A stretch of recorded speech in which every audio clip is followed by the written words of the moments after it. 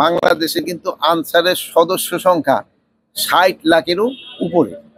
তা আমরা এরাদের সবাই কিভাবে ভালোভাবে একটা ট্রেনিং এর আন্ডারে আনতে পারি এবং একটা ডাটা বেসের ভিতরে যারা থাকে কিভাবে সমাজে বিভিন্ন উন্নয়নমূলক কাজে লাগানো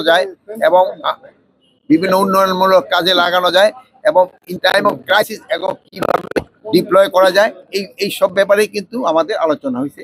যাদের ধরেন ওই ফুটেজ আছে আছে তাদের কিন্তু ধরার চেষ্টা করা হচ্ছে, ডেইলি কিন্তু তাদের ২-১ জন করে ধরা পড়তেছে। আপনারা হয়তো জানেন যে মতিউর যে ছাগল মতিউর সেও কিন্তু ধরা পড়ছে, তারও কিন্তু এতদিন ধরা যায় না। মানে যে আসে না কেন সবারই কিন্তু আইনের আওতায় আনা হবে। এখন অনেক সময় বলেন যে সপ্তাহে একদিনে ধরা যাবে না, এরা তো বিভিন্ন জায়গায় লুকে আছে, আস্তে আস্তে এগুলো থেকে বের করে ধরা হবে। ইনকোয়ারি হওয়ার পরে যদি যেটা হচ্ছে কাউকেই কিন্তু ছাড় দেওয়া হবে না, পুলিশেরও কিন্তু ধরা হচ্ছে।